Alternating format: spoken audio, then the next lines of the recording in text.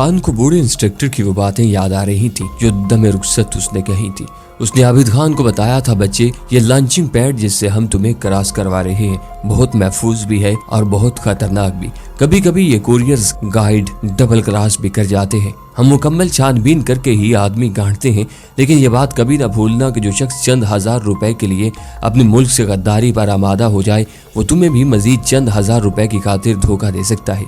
हम पिछले 2 साल से ये लॉन्चिंग पैड इस्तेमाल कर रहे हैं और कभी कोई पार्सल गलत एड्रेस पर नहीं पहुंचा, लेकिन पिछले 3-4 माह से उधर कुछ गड़बड़ हो रही है। एक इधर का कुरियर डबल क्रॉस कर गया था और उसने हमारा बहुत प्यारा एजेंट पकड़वा दिया।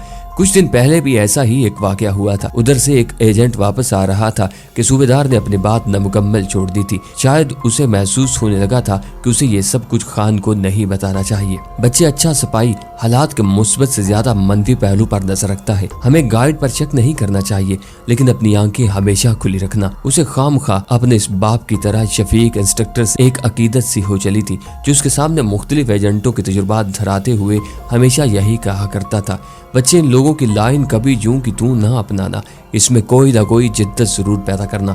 याद रखो, अच्छा जासूस मौके से सिर्फ फायदा ही नहीं उठाता बल्कि मौके भी खुद ही पैदा करता है। खान बड़ा होनहार शागिर्द था। उसकी ट्रेनिंग के खात्मे पर जब उसके डायरेक्टर जनरल साहब उससे मिले थे तो सूबेदार साहब ने उनके सामने मुस्तैद होते हुए कहा था, सर मेरा दिल गवाही देता है कि मेरा ये शागिर्द मुल्क, कौम और अपने उस्ताद का नाम जरूर बुलंद करेगा। खान को एहसास था कि उसके इंस्ट्रक्टर को कितना एतमाद है उस पर। आज नत्था सिंह को अपने हाथों मौत के घाट उतार कर उसने इस एतमाद पर न सिर्फ मोहर तस्दीक जब्त कर दी थी बल्कि इन 2 साथियों की गिरफ्तारी का एक तरह से इंतकाम भी ले लिया था। वो घास के अंदर ही अंदर चलता चला जा रहा था। अपनी तरबियत के मुताबिक अब उसको पहली प्लानिंग खत्म करके दूसरी स्कीम पर अमल पैरा होना था, जिसके मुताबिक अब उसको RV जहां जासूस मलाप करते हैं लॉन्चिंग स्टेशन और सेफ हाउस को बदलना था। वो सोचने लगा, मिक्सर के बजाय अब उसकी मंजिल बठिंडा थी। वो जानता था कि ट्रेनिंग के मुताबिक जब वक्त पर वो RV पॉइंट पर ना मिला तो मकामी दोस्त जिन्होंने उससे PM राब्ता करना होगा उसे दूसरे स्टेशन पर मिलाप करेंगे। सुबह होने तक उस सरहदी कस्बे के चप्पे चप्पे पर भारतीय काउंटर इंटेलिजेंस का कब्जा होने वाला था। वो लोग उसके लिए उस इलाके से निकलने के तमाम रास्ते मसदूद कर सकते थे। खान समझता था कि बस स्टैंड या कोई भी ऐसी जगह जहां से कोई भी जरिया रवानगी मुयस्सर आ सके उन लोगों की कड़ी निगरानी में होगी। सुबह होने तक इसे बहरहाल इस कस्बे से निकल जाना था और खान को ये तक इल्म नहीं था कि इस वक्त कहाँ है, कौन से रास्ते पर चल रहा है, वो रास्ता महफूज भी है या नहीं। नत्था सिंह पिछले 7-8 माह से पाकिस्तानी इंटेलिजेंस के लिए खिदमात अंजाम दे रहा था। स्मगलिंग का पेशा इसे विरासत में मुंतकिल हुआ था। वो बच्चा था जब उसने पहली मर्तबा अपने बापू के साथ गैर कानूनी तौर पर सरहद अबूर की थी। फिर एक रोज उसका बाप भी इसके चचा की तरह पुलिस मुकाबले में सरहद पर मारा गया। वो अपने दोनों भाइयों से बड़ा था, इसलिए अब कारोबार की सारी जिम्मेदारी उसके कंधों पर आन पड़ी थी। नत्था सिंह ने 5 साल तक जी जान से काम किया। उसने कभी नाका नहीं भरा था। वो अपने बाप की तरह हमेशा बगैर नाका दिए इट लगाया करता था। एक रोज वो काबू आ गया। स्टाफ की मार खाने का इसका अव्वलीन तजुर्बा गो के बड़ा जानलेवा था, लेकिन वो जवानों की तरह अपनी जान पर पूरा रिमांड झील गया। छोटे भाई की बेवक्त मौत और दुश्मनी ने उसे मजबूर कर दिया था कि अब वो इस धंधे से मुतल्लक कामयाब स्मगलरों की तरह कोई मजबूत सहारा तलाश करे। बचपन ही से वो देखता चला आ रहा था कि भारतीय सिक्योरिटी के अफसरान उसके खानदान के साथ कितना बुरा और बेईमाना सलूक करते आ रहे थे। उसके लाशौर में जो नफरत अपनी सिक्योरिटी के खिलाफ पैदा हो चुकी थी वो कभी ना निकल सकी। सरहद पार के उसके दोस्त गामे ने उसका तारुफ पाकिस्तान सिक्योरिटी के साथ करवाया। उन लोगों के हुस्न सलूक और खुले स्वभाव ने नत्था सिंह को इतना मुतासर किया कि वो पहली ही मुलाकात में उनके लिए खिदमत अंजाम देने पर रजामंद हो गया। फिर ये काम उसके लिए था ही कौन सा मुश्किल, बस किसी एजेंट को इधर से उधर, उधर से इधर पहुंचा देना और कभी किसी को इधर से उधर ले जाना। और इस मामूली से काम के मुकाबले में इसे कितनी मराहत हासिल थी। वो काफी अरसा तक बड़ी ईमानदारी से अपनी ड्यूटी अंजाम देता रहा। एक रोज जब वो अभी एक एजेंट को सरहद अबूर करवाने के बाद बस पर सवार करवा कर वापस ही हुआ था तो उसकी हवेली के सामने BSF की 2 जीपें आकर रुक गईं। मकामी पुलिस का अमला भी इनके हमरा था। इन लोगों ने बगैर वजह बताए उसे गिरफ्तार कर लिया।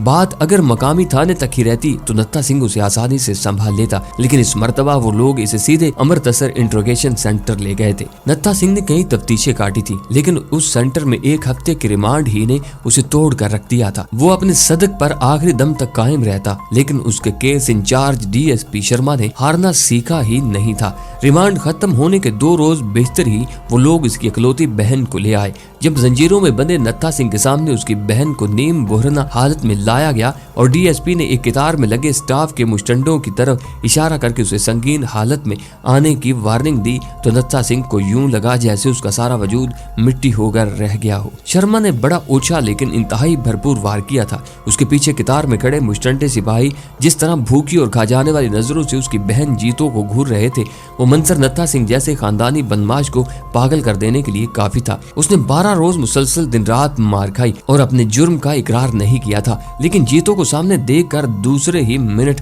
वो पिघल कर रह गया था। शर्मा में हार गया। उसने टूटती और डूबती आवाज से DSP को मुखातिब किया, अपने भेड़ियों को यहाँ से दफा कर दो, जीतो को छोड़ दो, मैं इकबाल जुर्म करता हूँ। शर्मा ने नत्था सिंह की हार पर परमात्मा की तरफ से गिफ्ट जानते हुए फौरन अपने मुलाजमों को वहां से दफा हो जाने के लिए कहा और हवालदार को हुक्म दिया कि वो नत्था सिंह को खोल कर इसके दफ्तर में ले आए।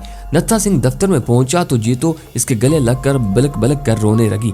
इस रोज नत्था सिंह को शिद्दत से एहसास हुआ कि वो सिर्फ स्मगलर और बदमाश ही नहीं बल्कि एक बहन का भाई भी है। जीतो, काश तूने मेरी माँ के बतन से जन्म न लिया होता, उसने दिल ही दिल में कहा और अपनी बहन को खुद से अलग कर दिया।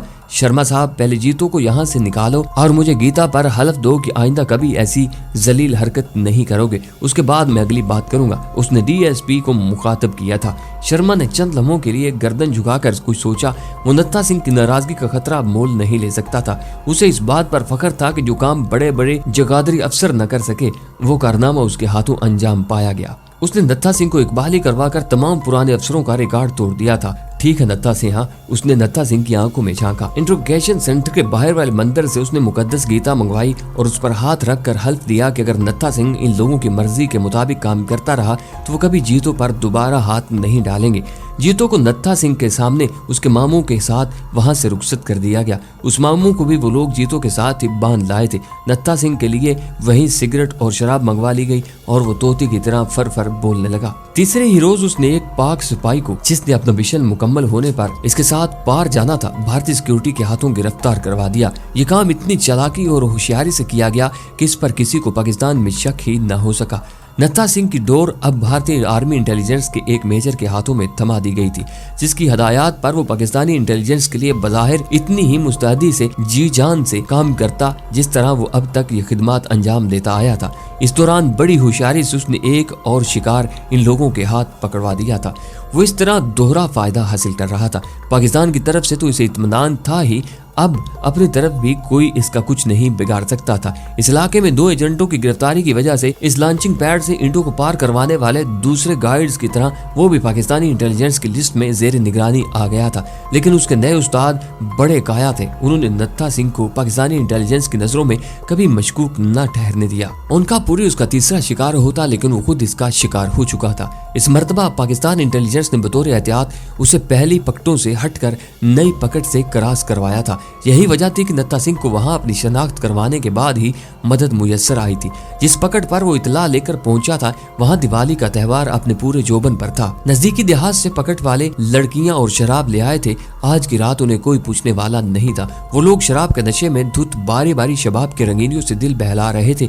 जब नत्था सिंह कबाब में हड्डी बनकर वहां पहुंच गया, पहले तो उन्होंने उसे खूब गालियों से नवाजा और उसे बांधने पर तुल गए। लेकिन जब नत्था सिंह ने उन्हें कंपनी हेडक्वार्टर से राब्ता करने और इस इलाके में सरगर्म अमल आर्मी इंटेलिजेंस यूनिट के मेजर गुप्ता का हवाला दिया तो उनके होश ठिकाने आए। पकड़ पर मौजूद फील्ड टेलीफोन के जरिए इसकी बात मेजर गुप्ता से करवाई गई, जिसने नत्था सिंह को दिवाली का तोहफा उनका पूरी की शक्ल में पेश करने पर उसका पेशगी शुक्रिया अदा किया। उसने पोस्ट इंचार्ज को फोन पर अपनी शनाख्त करवाने का हुक्म दिया था कि अगर इन लोगों ने कोई कोताही की तो वो इन सब को मुअत्तल करके क्वार्टर गार्ड लगवा देगा। पकड़ इंचार्ज का दिल पकड़ पर बने वाहिद कमरे से जहां जश्न दिवाली अपने नुक्ताए इंतहा को छू रहा था, बाहर आने को बिल्कुल नहीं चाहता था। जिस नायिका के जरिए उन्होंने लड़कियां मंगवाई थी उसने भी पूरा हक के नमक अदा किया था। वो खुद को राजा इंद्र समझता हुआ शबाब की रंगीनियों से लुत्फ अंदोज हो रहा था जब उसका हवालदार हाँफता हुआ बगैर किसी झिझक के इस हुजला अरूसी में घुस आया।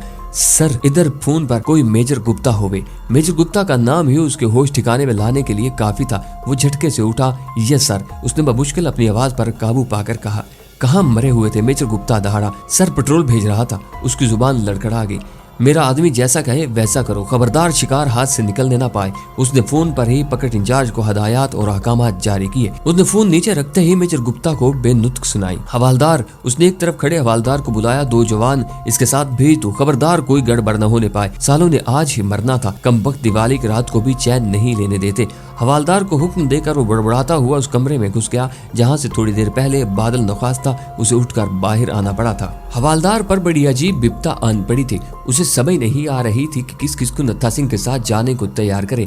वहाँ तो पकड़ के मुख्तलिफ कोनों खदरों में जवान दिवाली बना रहे थे। कुछ दिवाली में मसरूफ थे और बाकी अपनी बारी के मुंतजिर। तहम किसी न किसी तरह उसने 2 सिपाहियों को तैयार किया और नत्था सिंह के साथ भेजकर दोबारा दिवाली की बरकतों से लुत्फ अंदोज होने लगा। दोनों सिपाही मेजर गुप्ता के नाम से बखूबी वाकिफ थे और मामले की नजाकत का भी इन्हें एहसास था, लेकिन नशे का थोड़ा बहुत असर अभी बाकी था। नत्था सिंह को मेजर गुप्ता का आदमी जानकर हवालदार ने रवानगी से पहले 2-4 पैग चढ़ा दिए थे। दोनों सिपाही जब नत्था सिंह को पीछे छुपाकर इस मखसूस बुर्जी के पास पहुंचे तो वहाँ पाकिस्तानी जासूस की बजाय सफेद कली की हुई पत्थर की बुर्जी उनका मुंह चढ़ा रही थी।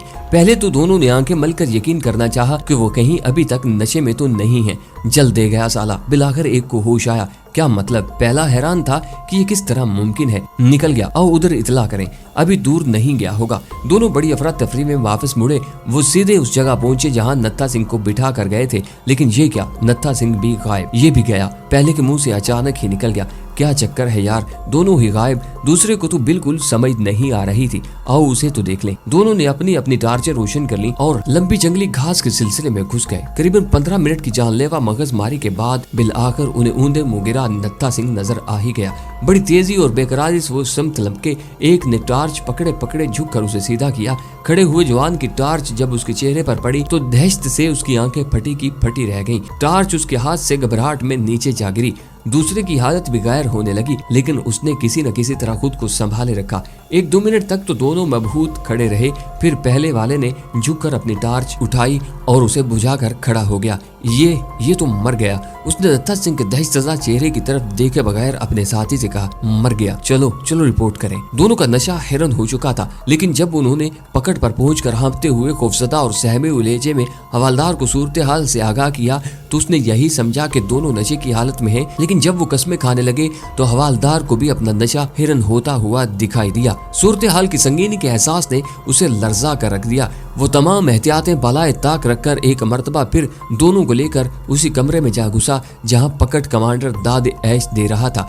दूसरी दफा के मुदाखलत ने पकड़ कमांडर का पारा आसमान पर चढ़ा दिया। अपनी दानस्त में वो इसे मारने के लिए उठा था, लेकिन हवालदार ने हाथ के इशारे से उसे उस अंदाज से रोका कि पकड़ कमांडर को वाकई सीरियस होना पड़ा।